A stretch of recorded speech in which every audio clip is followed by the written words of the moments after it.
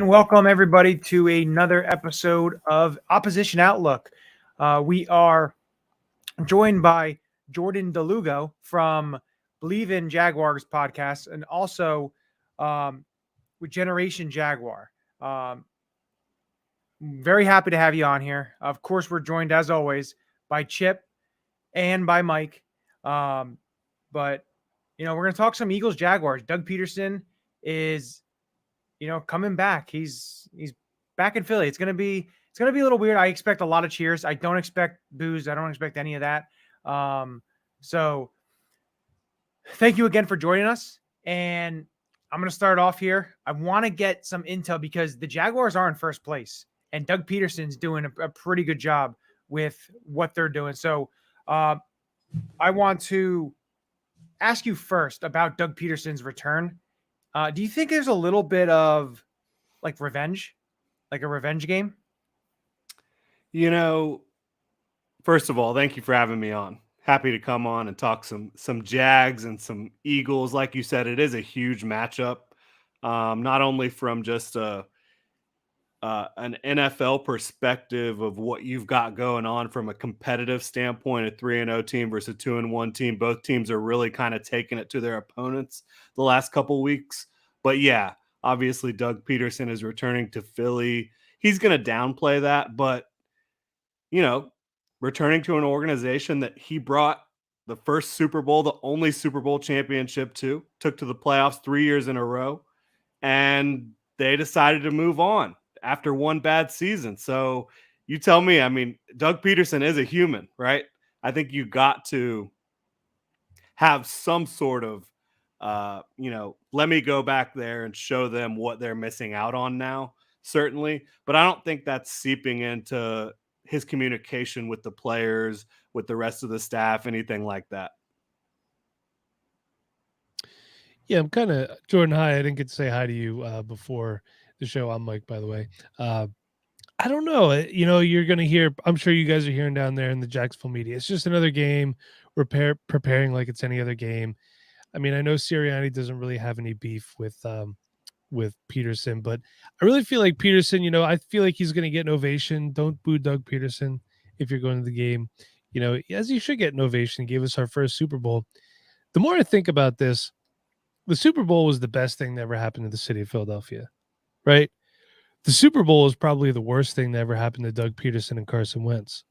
If you think about it, if they don't win that Super Bowl, maybe Doug changes his coaching scheme. But then again, at the same point in time, we look back and were they failed by the front office? Because neither Carson or Doug, they didn't have a team like this. Look at what 2017 was. It was good on both lines, some really key free agent acquisitions. And then after that, it got progressively worse. It was kind of like, just figure it out. You know what I mean? But, as a Jaguars fan down there, what do you see compared to the Urban Meyer experiment? Like, it's got to be night and day for you. I believe he's already tied Urban Meyer for the most wins, like fifth most wins in Jaguars head coaching. I think he passed him, didn't he, Mike? No, Urban did get 2, I believe, last year before he was fired, and then the Jaguars picked up a third after when Darrell Bevell was the interim head coach. But yeah, not a long list of coaches in Jaguars history, right? Team's only been around since 1995.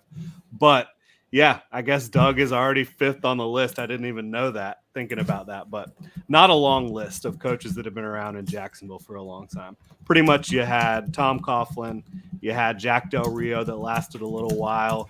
Gus Bradley lasted too long. He was one of the worst coaches in NFL history just from a results standpoint. Mm-hmm. We wanted him so bad here, though, by the way. Oh, I'm so glad we did not ever get him. Yeah, and I don't think Gus Bradley was a bad head coach. I don't think he had the talent.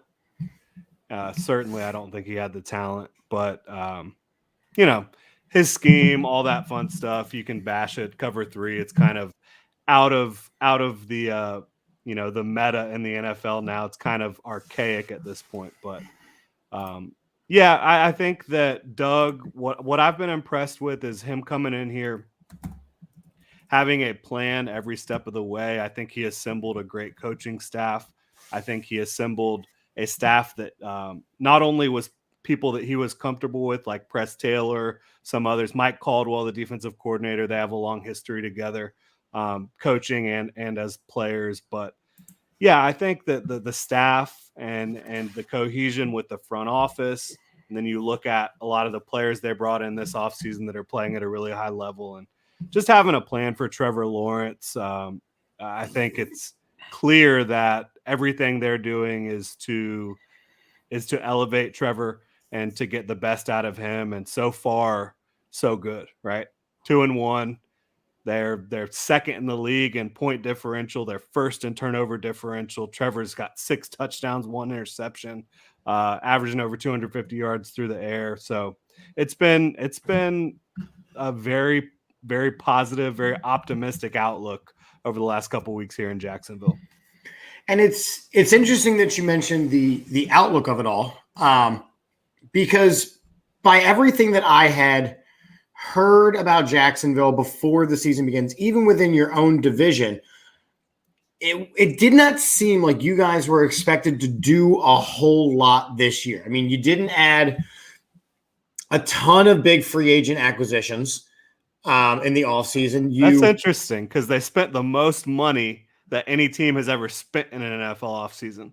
You can look at the players they added and say, well, maybe did they overspend on Christian Kirk? Did they overspend on Foye Luke and Evan Ingram, Zay Jones, Brandon Sheriff, Cam Robinson? They spent a ton of money this offseason. They did. So, yeah, in their eyes, and from an internal perspective, like, if you spend that much money, you got to be competitive because now you're stuck with that roster for the next 2 years.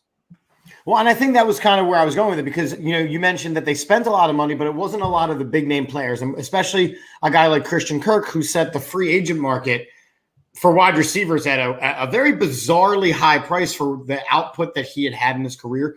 So you mentioned within house, they had different expectations, but what was the feeling in Jacksonville from the fan base? Were they expecting a strong 2-1 start like this? I'll tell you, I think it was mixed. I think there's a lot of optimism for Doug Peterson and the not just the resume that he brings, but his ability to communicate with players, know when to push, know when to pull back, knows how to get the most out of his players.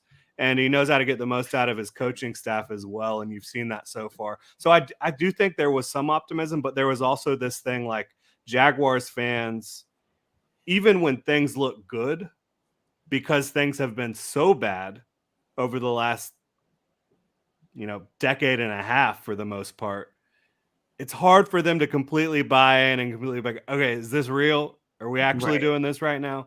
To their detriment at some times. I think it's hard for them to see what's actually happening. But so I think there was some optimism. There was some pessimistic views like, oh, if they get to 5 or 6 wins, we'll be happy. But I personally had them at 7 wins going into the season. Okay. I did think they would start 2-1. I did not think they would beat the Chargers in Los Angeles. However, I thought they would win in week 1 against the Commanders. Of course, they weren't able to do that. In Washington, first game of the season for everyone, obviously, first game as a Jaguars head coach for Doug. There was a lot of newness there. They didn't get it done. They beat themselves up a little in that one with penalties and just missing on some big plays that they could have had. But over the last couple of weeks, they've shown mental discipline. They've gotten rid of the penalty issues. They've started capitalizing on not all of them, but a lot more of their opportunities, especially offensively. And so, yeah, I think there was optimism about the direction of the franchise. I don't think people thought it would look this good this quickly, and I'm on board with that. I didn't think it would look this good this quickly. I mean, they're 62-10 versus their opponents the last 2 weeks. Yeah. It's unbelievable. Yeah, and one thing I want to bring up, you're talking about, the additions that they made, and you look at the defensive side of the ball and how they're playing defensively, and not even the free agents, but the draft picks. And Devin Lloyd and Trevon Walker, you have guys that are, producing right away, and then you throw in some of the younger players that they drafted in prior years, like Josh Allen, and you have Tyson Campbell, and Davon Hamilton. You have these players that are starting to round in shape. How do you think, Mike Caldwell is doing as a defensive coordinator for this defense with the players that he has? I think he's done an unbelievable job. I think Washington week 1, it was his first game as a defensive coordinator in his career.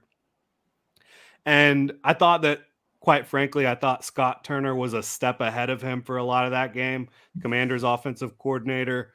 I thought they were close. And really, they gave up 2 big touchdowns late through the air that were pretty inexcusable. And in my opinion, they were one was a coverage bust. Another one was they just sent 7 and they said, Tyson Campbell, go cover Jahan Dotson on the outside, make a play for us. And Campbell wasn't quite able to make that play. Mm-hmm. But I think other than that, obviously you allow 10 points over 2 weeks to the Colts and the Chargers. You're feeling pretty damn good about what your defense is doing. But they have so many versatile pieces up front.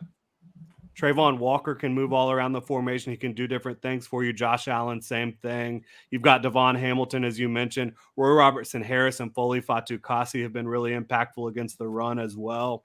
And then DeJuan Smoot and Arden Key as these rotational rushers along with Adam Gotsis. He's been putting them in position to succeed. He's one of the few defensive coaches in the league right now who I'm seeing a lot of varied looks, not only on the back end, but also up front. And when you marry those two things, it becomes incredibly muddied for quarterbacks and offensive coaches to figure out what the hell's going on. Where's the pressure coming from? What are these guys doing? And it's a difficult defense to prepare for when you have that type of scheme to go along with the players like you mentioned, Trayvon Walker, Josh Allen, Devin Lloyd, Foye Oluokun, and these guys are making plays all over the field. This one's important too. The Jaguars-Eagles series all time is tied at 3-3. All right. So this is for the big one. So I'm excited.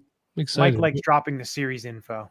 I'm always curious. I remember when I was younger and we got the newspaper when I lived at home, I used to like to read the outlook for the game, and they would always have the series information and like the weather and stuff like that. That's why I don't know. When I set things up, I just always look at stuff like that because that's what I'm used to reading. Like if Chip was my teacher, I might pick up things from him. Yeah, I usually check it out too. I don't think it has anything to do with the matchup, obviously. I don't think the players pay much attention to that. No, but it's just like I find it interesting as well. Yeah, like you should look at – shut up, Gator. I see you in the comments. Yes, you're older than me, by the way. I'll put it up in there for you. So Mike mentioned these intangibles, and I want to talk about a couple of these intangibles that which ones do you see affecting the game? So obviously being in Jacksonville with this hurricane coming in, they're now leaving Jacksonville. So there's the whole mind being in a different place piece. There is the Doug Peterson returning home piece. There's the Doug Peterson knowing the personnel piece rather than the Eagles having that look. Because most of these guys either signed or drafted by Doug. But the coaching, I feel, is a little more cohesive over on the Eagles side. So what is probably the biggest intangible, in your opinion, that could change this game either way? It's a great question. I do think emotion could be a factor, but so far Doug has done a good job keeping that out of it. He faced Carson Wentz in week 1. I don't think that affected their preparation at all. Faced Frank Reich in week 2. I don't think that impacted the preparation. It's been kind of a crazy, just looking at these games, the storylines that there have been through this first part of the season for the Jaguars. I don't think that's going to be a big issue. I also don't think the hurricane situation is going to be a big issue because they aren't really changing anything. They're going through practice today, tomorrow, Friday. They're flying out Saturday. I don't think that anything will be impacted Saturday regarding the flight. If it is, obviously, sure, that could have a big impact. I do think talking about what the Eagles have going on from a coaching perspective and their cohesion within the staff, they look like they're firing on all cylinders. But the Jaguars coaching staff looks like it's firing on all cylinders at the same time as well. When you look at what Mike Caldwell's dialing up, when you look at what Doug Peterson's dialing up on the offensive side of the ball, there's always answers for Trevor Lawrence every time he drops back. And the running game is really doing a damn good job as well, too, James Robinson and Travis Etienne. So I think you look at all that. I do think that it's a pretty even matchup on paper from what I've seen so far. I do think the Eagles have more star power from a national perspective. I do think that, looking at what they do well, which is shut down opposing passing attacks, it's going to be fascinating to me. I am interested to see, does Doug having that prior knowledge of a lot of these players, their tendencies, etc., does that help him out? We'll find out. He wasn't able to beat Carson Wentz in week 1, so we'll see. Yeah, I mean, he does know some of the tendencies of these players, but it's a completely different system. I mean, he got Jalen Hurts in his rookie year, and now Jalen Hurts is the greatest quarterback in the NFL. Source on that is Eagles Twitter. I mean, AJ Brown wasn't here when he was here. Right. Quez Watkins he was hurt in his first year. Yeah, didn't have Devontae Smith. Yeah, I gotcha. Exactly. Sure. So, I mean, there will be that familiarity with certain aspects. Obviously some of the guys will be here, but I just feel like that's not going to be as big of a factor in this game as it might be in some other games. But one question I don't think it will be either. I think it's going to be a great X's and O's battle between Caldwell, Sirianni, and Peterson and Gannon. I really think it's going to be awesome. It's going to be a chess match. Let me ask you this then. Do you think Trevor Lawrence, I mean, we've seen some improvement. I remember scouting him. I do scouting for my Dynasty podcast, and I was really impressed. Obviously, last year, I'm sure you weren't very impressed with what you saw under Urban Meyer. I don't think anybody was. Do you think that Trevor Lawrence could be rattled if we get to him? We saw what we did to Carson last week. We saw what we did the week before that. Jonathan Gannon's been bringing some pressure. So can we rattle Trevor Lawrence, get to him a little bit? I mean, I think if you hit any quarterback as many times as the Eagles hit Carson Wentz last week, that they're going to be rattled. I don't care who it is. Now, can they hit Trevor Lawrence as many times as they hit Carson Wentz last week? I do know Carson Wentz is holding on to the football as he tends to do. Mm-hmm. I do know the Jaguars' offensive line is performing admirably over the last couple of weeks against some really good pass rushes. I mean, they stoned Khalil Mack last week. He didn't get anything done. And I know the Eagles, their front, it's not just one guy. It's pretty much all across the board. There's guys that can get the job done there. But I think that's another fascinating thing because Trevor Lawrence had his best game of his career last week from many different perspectives. But he got the ball out quickly. I think it was 2.39 seconds to throw, which was the second quickest mark in the NFL last week, behind only Tom Brady, who obviously we know how quickly he gets rid of the football. So if he's dealing quickly, I think that is the answer to obviously eliminating some of that pass rush and getting them frustrated. So I want to ask you, you brought up the Eagles pass rush and, about the Jaguars offensive line playing pretty well. Do you think the Eagles can, because the tackles have been playing pretty well for the Jaguars. How about the interior wise? I think Luke Fortner, Brandon Sheriff, their big free agent signing. And then their other guard, do they play Ben Barch or they play Barch? Van Lant? Okay, so internally inside, how do you think they match up with the Eagles with Hargrave and Milton Williams and Fletcher Cox and Jordan Davis? I mean, I think it's easy to say that those players that you just mentioned matching up with Ben Barch and Luke Fortner is a mismatch. I don't think you would say that they're a mismatch with Brandon Sheriff, who's one of the best guards in football. Mm-hmm. But, they can trade punches, certainly. There's some familiarity with Sheriff he used to play with Washington, so you got a little familiarity there. Absolutely. He's played the Eagles many times. But, yeah, I do think that when you talk about Luke Fortner and Ben Barch, they both have improved over the course of the season. I don't think that you can sit there and say that you feel super comfortable with them matching up with those interior players, but they did a pretty damn good job against DeForest Buckner and Grover Stewart. I'm not saying that DeForest Buckner and Grover Stewart are what the Eagles have on that defensive front, but that's a pretty formidable interior as well that the Colts have. And of course, the Colts don't do as much fun stuff up front with their defensive front as the Eagles do either. And I will say this, that in week 1, the Commanders did a lot of stunts. They did a lot of switching and games up front, and that gave the Jaguars offensive line some trouble on the left side from center to left tackle. Now, Have they taken care of that over the last couple of weeks? It looks like they have, but this is a huge test for that offensive line. What's Jordan? What's the one matchup that whoever wins is going to win the game? Yeah, that's great. I think that the Jaguars have to stop the run. If the Jaguars stop the run, they're going to be able to dictate. I think the Eagles can say the same exact thing. You want to be able to dictate what the offense is having to do. If this Jaguars defense can pin its ears back, similarly to the Eagles defense, then I think that Jalen Hurts could be in trouble and the passing offense could be in trouble. So stopping the run, get into those advantageous situations. Those third and longs. Yeah, third and long, or not even just third and long.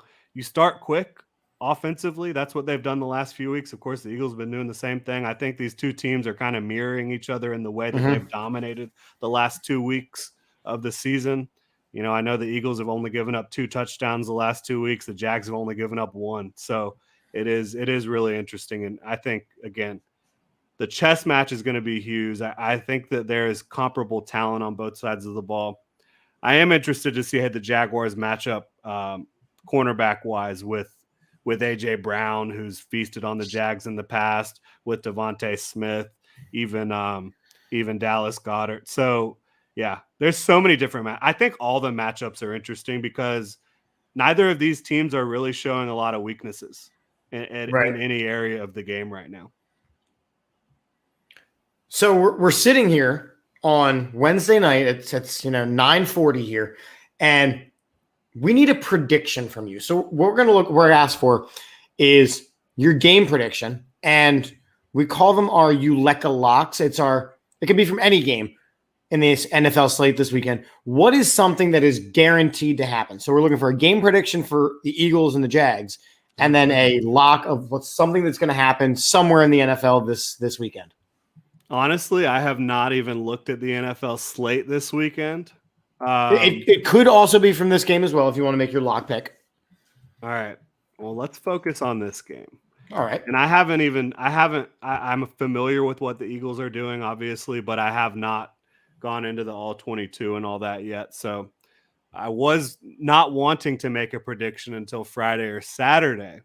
When we have some more clarity on maybe some injury situations, different things going on, travel, how things impact, the weather here, as I see the trees blowing outside my window right now.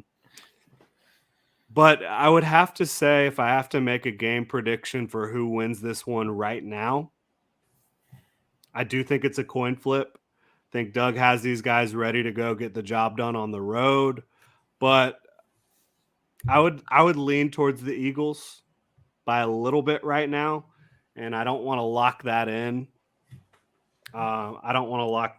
So no one hold me to that later this week. No, we're not holding you to it. Like I said, it's Wednesday. We know a lot of stuff happens between now and Sunday. So right now I would take the Eagles. If I had to, I would say that it will certainly be closer than the 7-point spread that Vegas has got right now. Both of these teams are playing damn good football. I'm just excited to watch the game. Now, if we're talking about something that will happen this week, let's think. How about I think Trevor Lawrence is going to throw an interception. Ooh. He hasn't thrown an interception since week 1. I think he'll throw a pick. He gave the Colts an opportunity. He gave Derwin James an opportunity last week. And again, if you're only having one turnover-worthy throw per game, not bad, right? You'll take that every week. But, is Darius Slay going to go get one? Chauncey Gardner-Johnson? I think somebody's going to go get an interception this week. I hope it's a pick six. I would love to be a pick six. Jordan, why don't you tell the people who are watching where they can find you, a little bit about what you do over there in Jacksonville for their Jaguars? Yeah, so I cover the Jaguars every day. Most of the content I'm doing now is podcast/video, so you can check out the Gen Jag podcast on your podcast platform of choice, You can check us out on YouTube, where the channel's growing over there, Gen Jag. And then you can follow myself on Twitter at Jordan DeLugo. We also do the Believe in Jaguars podcast with former Eagles and Jaguars tight end Clay Harbor. So, yeah, that's where you can check everything out. We've also got genjag.com, where everything is kind of under one roof over there. Good stuff. Very cool. Cool. Well, we want to thank you for joining us tonight. And please be safe in the hellacious weather that you've got swirling around you. And we appreciate it. We'll touch base with you as this game comes rolling in. Absolutely. I appreciate you guys having me on, and I'm really looking forward to this one. I think it's going to be one of the more intriguing matchups of the NFL season so far. Yeah, I agree. I agree. We're going to play a quick commercial. Don't go anywhere. We'll be right back to talk Eagles, Commanders, and what happened this past weekend. Don't go anywhere. This is Matt Ware. Hey, for all the Eagle content you need, go follow All About the Birds. They do a damn thing. Check them out. Hey Eagles fans, I may be in Tampa, but I know where to find the best Eagles content out there. Check out my friends at All About the Birds. Philadelphia, what's up? This your boy Freddie Mitchell, aka Fred X. It's all about the bird. All birds all the time. All birds all the time. All About the Birds provides you with weekly analysis, game recaps, informative interviews, and it's all birds all the time.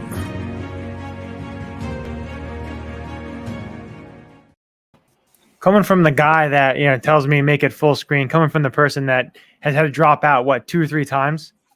It's Can't unreal. get his internet working. Look, my router is literally right here, like within arm's distance. Is that a router or an air conditioner? That is the router extender. I would like to say something about Chip's internet. What are you kidding me? Oh God, I love this.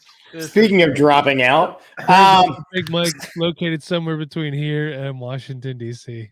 Let's hear it one more time. What are you kidding me? Chip, I spent a long time making that sound drop just for you, buddy. Yes, he did. Oh, I thought Peanut likes it. Wow. See, that's also what Mike is going to say when Jalen Hurts wins MVP and he has to actually buy a Jalen Hurts jersey. Okay, first of all, I don't recall saying, yeah, if he wins the MVP, I'll buy a jersey. I don't remember agreeing. You know what? Peanut is watching. So when you were sleeping, you were mumbling in your sleep, and Peanut heard it too. So, yeah. So it's on. I'll tell you what. Here's what we'll do. Here's what we'll do. If Jalen Hurts, here's what we're gonna do. The MVP. It has to be the retro style early '90s jersey. Deal. And you still have to find me that AJ Brown one, by the way. Don't worry. There's time. I will find it for you. But we have to talk. Listen. We were all down in Washington this past weekend. Can we please spend some time just absolutely crapping all over that crap organization? Well, look, we threw some ice on hot water. If you know what I mean, in resemblance to the gentleman that was in our section who was pretty mad at all the Eagles fans there, and saying that Washington was going to beat them, he's going to show them, he's going to send all these sorry ass Eagles fans home. He wound up leaving in the third quarter. So he sure did. Gator, no, the Washington fans did not show up. So we were on the Philly sports trip, which are us alone. Vince, absolutely. Shout out to Vince and that group, because that group alone, we rolled in with over 1,100 people. Shout out to Vince. Over 1,100 people. And that was just one bus tour. If I was going to estimate, I would say it was about 60-40. Yeah, Eagles to Skins fans. That does sound about right. I mean, around us was predominantly Eagles fans. We got great seats too. So if you are an Eagles fan and you want to go on a trip, and listen, not trying to make this a big commercial, but phillysportstrips.com, they have overnight trips too. There's actually, I was looking at the Indianapolis package. Indy package has tickets to the Indianapolis game, has tickets to go see Notre Dame at Notre Dame Stadium. Yeah. That is included. I mean, do you know how hard it is to get Notre Dame tickets? Like, this the stuff that they're putting together. The Houston trip looks amazing. The Cardinals trip looks amazing. Like, Vince, seriously, great job. What you put together was fantastic. I'm looking forward to going on another one. I was thinking about going to the Giants game. If they have a Lehigh Valley bus, I'll do it. But we'll see. Yeah, that's the only part that I won't do again is the Lehigh Valley bus, since we drove right by my house to get home, all the way back to the Lehigh Valley. Think of it this way: if you're going to New York, it's better to come up to the Lehigh It's on the Lehigh Valley. Yeah, it was just that one trip. But anyway, so we rolled in. I'm going to say a couple. Can I give my recap of the game real quick from what I saw from my perspective before my internet drops out again? Yeah, go ahead. Okay, so here's what I took away. Here's what I took away from the game, right? So number one, the game started off really slow. It was a lot of just bad reads, bad back and forth, good defense, but Jalen Hurts did not look very strong to start the game, in my opinion. And then he heated up, which was great to see. He controlled the offense. The play calling was good. They kind of abandoned the run game. Jalen Hurts didn't have to win this game with his feet, which was so interesting that that's what Jordan said is going to be like the deciding factor, when in reality, we did just win a game with passing. We did not have a great running game this past weekend. It was fantastic. Moving forward, then the defense. The defense played at a level that was just straight up spiteful. It was straight up spiteful. It was a beautiful thing to watch. I think that they dominated the game. I wasn't crazy about the fact that they played soft defense in the second half. I'm not crazy about the fact that for the second straight week, their defense and their defense played great. Their offense has not been able to score in the second half for 2 straight weeks now. That is concerning. So we're going to come across teams like the Jaguars. Also false. If you look on the show sheet down farther, I have stats there. Sorry, did we score like once? Sorry, we scored 12. No. I said in the last 2 games. I said in the last 2 games we haven't scored in the second half. My bad. Sorry.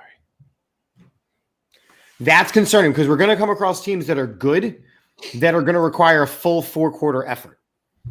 But when push comes to shove and they need to score, or they need to be able to hold the ball, they've done it. They did it week 1. So, of course, that situation is going to come up. You're going to see that happening as the year goes on. We know that.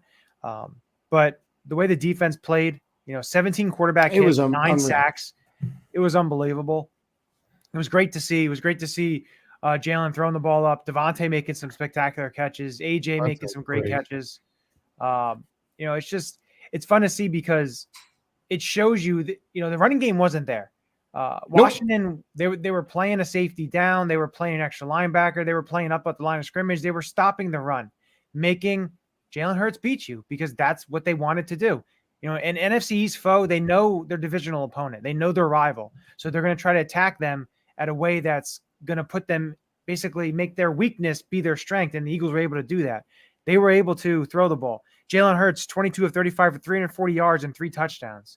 So, if this is a precursor. And it gets better if you look at his stats after the first quarter. It does. But the other thing that, I'm looking at too is as the year goes on, the teams are going to attack you different ways. They're going to put you in situations that you're going to need to adapt, and you're going to need to do different things. You may be able to run the ball against certain teams. You may be able to pass the ball against certain teams. This week gives them a challenge that I don't think Washington was able to give them in terms of the team speed on the defensive side of the ball that Jacksonville has. But the way they attacked Washington was great. The spectacular catches, Devontae Smith, getting his 8 for 169 and a touchdown. The defense just absolutely obliterating the offensive line and Carson Wentz. It was great to see. And to be there was even better. It was great. So much fun. It was so much fun. Peanut checking in here. 9 sacks. Yep. 9 sacks. Jersey. 17 quarterback hits total, by the way. Yeah, and it doesn't get easier for Washington either, going up against teams that have a good pass rush. So, but it was great to see it in person. What a great experience going down to see the Eagles play, to see them, and it was great because where we were sitting, to be able to kind of see how the defense is lining up, almost kind of like what the quarterback and what the offense sees and how they're attacking. It was pretty fun to see. I've never sat directly in the end zone like that. It's always been either on the sides. So I have one complaint. of course you do. Every time the Eagles were ready to come in and score right by us, Yeah, the the time. quarter ended, and then they went down on the other end of the field, and I'm like, come on. All right, I will give you that because all the touchdowns were scored on the other end zone. It would have been great to see. That's my only complaint. I mean, for the record, everyone says that FedEx Field is a dump, and it is compared to the Link especially, but I've had good experiences the 2 times I've been there. I've never You had did tell water me you go had to file for bankruptcy after buying the bottle of water. Okay, the concession prices down there were atrocious. I mean, Peanut bought a beer, it was $16. And I understand it was a big can, but like, come on, I needed water. I was freaking thirsty, and you're not allowed to bring any water or anything from outside. You just got to hold up an empty cup above that pipeline. Which I get, but still, like a bottle of water this size, whatever, it was like a liter, right? Liter, I guess. It was $11. Come on, man. By the way, I just went on a deep dive through the box score, and that's why I was so focused. I was counting up. Carson Wentz, Jesus Christ. Jalen Hurts started the game 4 of 10. So the fact that he got all the way back to the numbers that he did were amazing. But don't forget, he started the Detroit game 0 for 5. And he correct. So between him starting a little slow, which is concerning, but then he settles in, and then them not playing great offensively in the second half, if they don't win the second quarter, I'm concerned they're not going to win a game. Well, I was talking to Johnny about this before the game. One of the things I was concerned about was the emotional win on Monday night. Short week, traveling, the whole Carson thing. They overcame it. They did. You know, from the gate though, like they were, you could tell they wanted to play. 100%. And I think the one thing with Jalen, like, you know, as your quarterback, and if he has a bad stretch, which he started off bad, and there's been games where he's seen, it just doesn't seem like anything rattles him. And even if he has a good game, it's like, okay, well, and he even said it, you know, we could do better. We haven't reached our potential yet. And that's, you always want to get better. There's never, you know, you never say, oh, we had a great game, everything. There's always opportunity to get better because they didn't score in the second half. They had drives where I remember in the third quarter, they started off, Grant Calcaterra had a 40-yard catch to start, and then they didn't do anything. So it's like they did struggle in the aspect of that. But again, if this is the way the defense is going to be playing and starting to be able to get the pass rush, because that's one of the big concerns. And I know, Mike, you said that too, was the pass rush. It was one of your biggest concerns. And I just think that if they're able to get constant pressure, able to get to the quarterback, it's going to help them out so much better because the back end of that defense is so much more talented than it was a year ago. That's my concern moving forward. Just, you know, Fletcher Cox, Brandon Graham getting older. Javon Hargraves is going to need to be extended. Jordan Davis should start to be a more focal point. But, you know, if you look at snap percentages and stuff like that, they're rotating these guys. They're keeping Fletch. They're keeping BG fresh. And they're getting the most out of these guys. So for right now, it's working. It's not a concern right now. But going into the offseason, it's going to be a concern because if Jalen is your guy, you are going to have to pay him a lot of money. So this offseason, going into this offseason before he's worth even more. Yeah, exactly. I think as soon as they clinch the NFC East is that week that he gets a paycheck. He can't until the end of the season. Yeah. Well, all right. The way his contract is or something like that, you can't. I wonder if I think it's because he's a second round pick. You're a first round pick, you have that extra year. Yeah, you can't do it until the end of the season. That's the only time. You should be able to extend anybody whenever. Is the That's way how you used to be able to, but the Eagles did too much of that, and the NFL said no, you can't do it until a certain time. So, but no, you're right. There's going to be decisions to be made, and I do expect them in this season to add another veteran pass rusher because you want to have as much depth as possible, especially in that phase of the game. You want to be able to be fresh. You want to be able to rotate the players. You know, guys like Brandon Graham, who's playing well, he is coming off an Achilles injury. You have Fletcher Cox, who is older.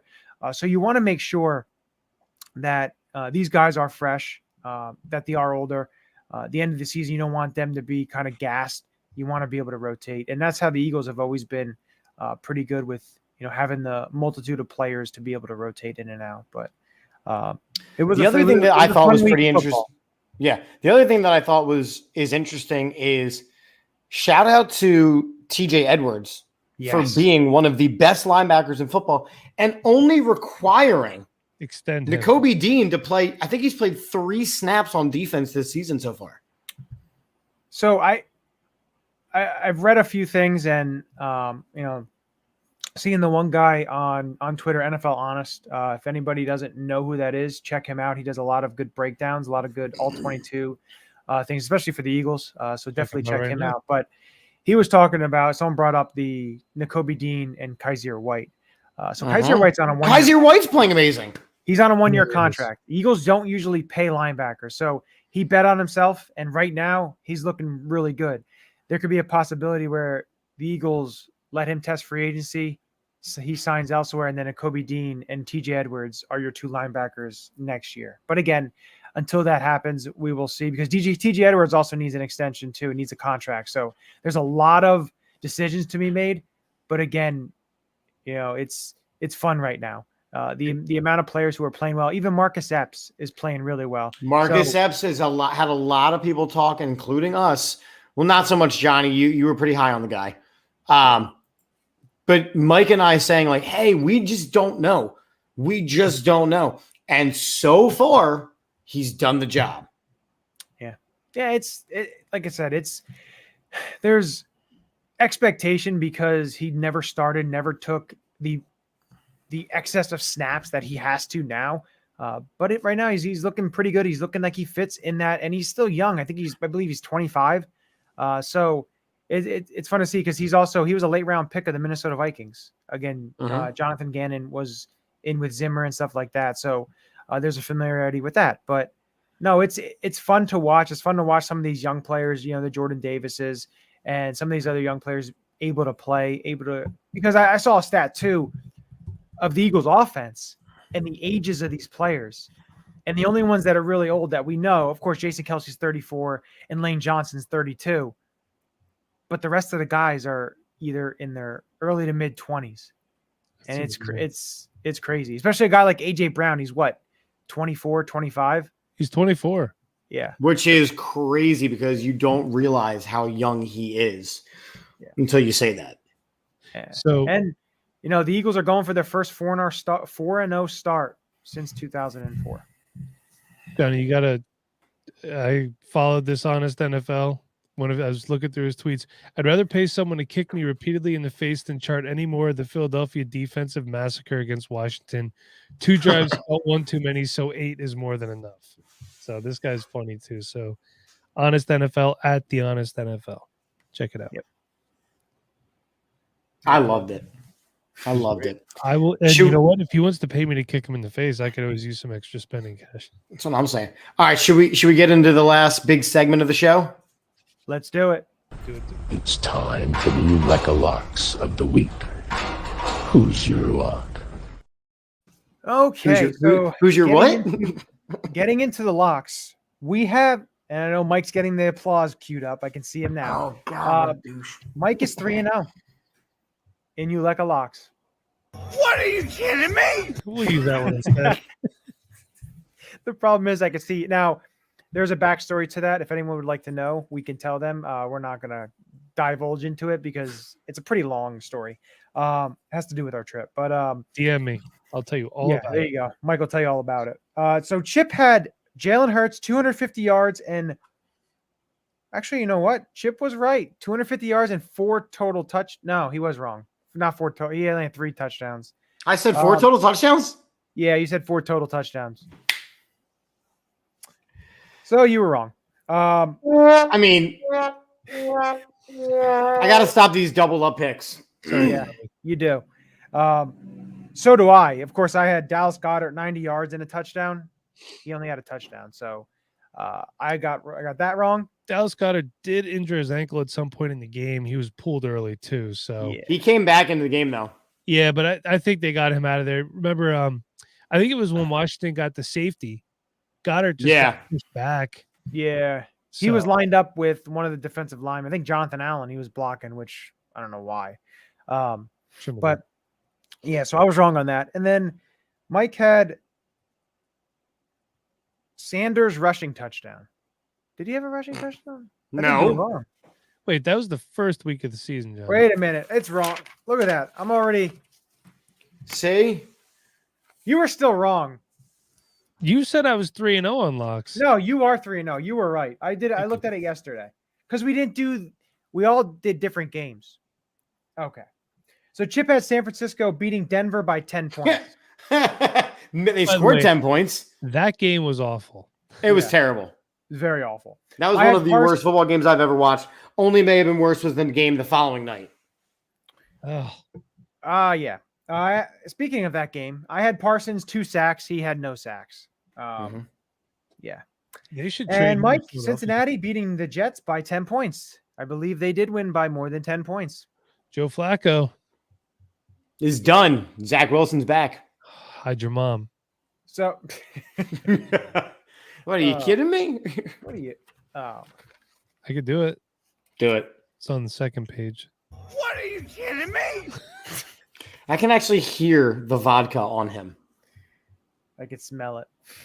All right, so now that brings us to this week's Ulecka Locks. Chip, Lord. I will have you go first. Gee, goody, thanks, appreciate it. Looking at this slate of games, there's a couple games that stood out to me that I wanted to make picks from.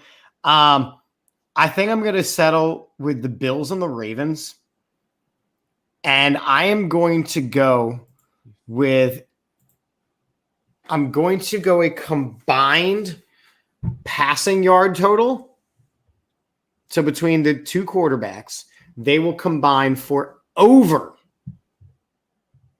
750 yards of passing. And I'm taking a small number so I can guarantee a win. I was going to say 800, but we'll see. We'll see. Over 750. Over 750. Okay. All righty. So I'm going to go with this game here, the Eagles and the Jaguars. And I'm going to go with the Eagles defense and kind of go off of the point of what Jordan said, Trevor Lawrence interception. And I'm going to say that the Eagles defense will get at least 2 interceptions. Ooh. So that brings you to you, Mike. First of all, I would like to say that the person who's leading should always get to go first. I don't know why you went to Charlie, a.k.a. Seacoast. Should have went to me because I was going to touch on the... I saved the best for last.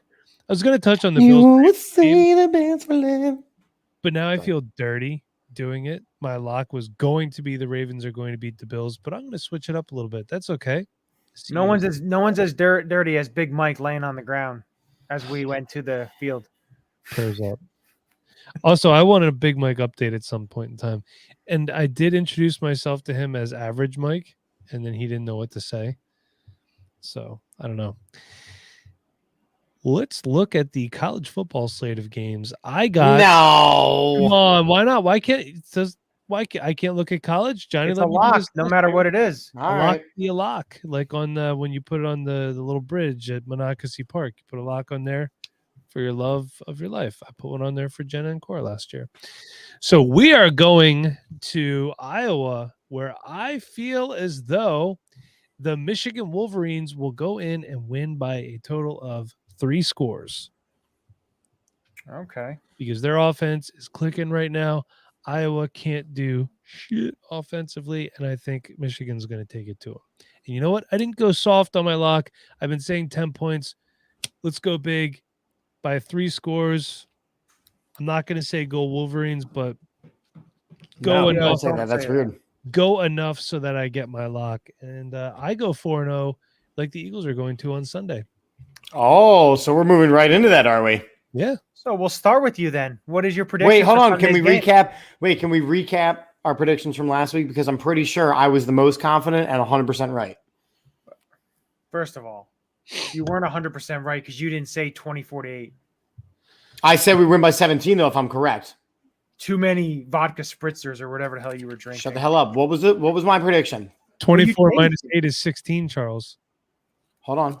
You were 34-17. And that is actually what you said, because Peanut also has you on video. So I was consistent, but I had the biggest margin of victory than any of y'all. Are you sure? Because I wound up changing mine and said 35-17. Oh, that's right. Oh, excuse me, mister. I can have a conversation when I'm just funneling drinks myself at 10 o'clock in the morning, and I'll Bob Barker your ass. And Mike had 30. He changed his to 31-17. So, yeah. Cool guy. So there's cool. that. So now it brings us to this week, and we'll start off with Mike now. Are you happy I'm starting with you? No. My prediction, I think this one's a little bit closer. Yeah. Honestly. Look, man, Doug's going to be fired up. He's going to coach good. I like Mike Caldwell's defense a lot, honestly. And maybe he can come be our defensive coordinator next year when Gannon goes somewhere else. Although, you know what? I do want to say this before I make our prediction. He took a lot of heat the last year, and after the first game in Detroit, the last two games have looked a lot better. It's not perfect, but we're seeing more of what we want to see as Eagles fans. So keep it up, Jonathan. I'm going with Birds win by 5, 29-24. I don't know why 29 just kind of popped out at me for whatever reason. Can't explain it. All right, Charles. What do you think is going to happen? So I agree that this game is going to be much tighter than I think people want to admit. This Jaguars team is better. There's no denying that. You look at the 3 wins that they've already put together. The Eagles, however, are more star-studded than any of those 3 teams. They're more star-studded than the Commanders. True. The Colts that they beat, they rely on Jonathan Taylor and Jonathan Taylor only. But the Chargers had injuries upon injuries. They had a upon lot injuries. I think it's they were 6 going against starters that were out. Yeah, so they didn't play the full set of Chargers. The Eagles, knock on wood, are going in healthy. I think they have a lot more star power. I think they can attack in more variety of ways. I'm going to take the Eagles this week. I am going to take them winning this game by a score of 24-21. It's a close game. Now, I agree with you in the closeness of the game, just because if you look at Jacksonville's defense, and I know it's gonna be a windy day down there. I'm not sure if there's gonna be some precipitation depending on if the rain moves up the coast this weekend. But I just think the defense of Jacksonville, if they're able to get some pressure and able to stop the run, and that's the big thing. If they're able to stop the run for, the Eagles, I just think that it's going to be a little tough with the amount of speed that they have. But again, I still think the Eagles their talent alone and being at home is going to be able to, put them over the top. And I think the Eagles get the win, and I'm going to go 30-24. Wow. Had to one up my score, huh, buddy? Well, what was I going to do? 31-24. I can do it. We could predict the same score. It doesn't matter. 29 seems weird. Both be wrong. It does. It's a lot of field goals. Have you ever met me? You should know I'm all about weird stuff. Believe me. I know. But with that, I think it brings us. If you ever go on a bus trip, don't sit next to Johnny Ulecka, because his tall, lanky ass takes up so much legroom. It's not even funny. When you do go on a bus trip and you're coming home, sit in front of Mike, because when you look behind, he'll be snoring and his head will be up and you'll get video of him. I was tired. We know. We heard you. Long day. Was I really snoring? There's no way you could hear me over the bus. Get out of here. Yes. Now, while Mike was sleeping, there is a story I do want to say really quick, but I won't say it on air. I'll wait till we go off.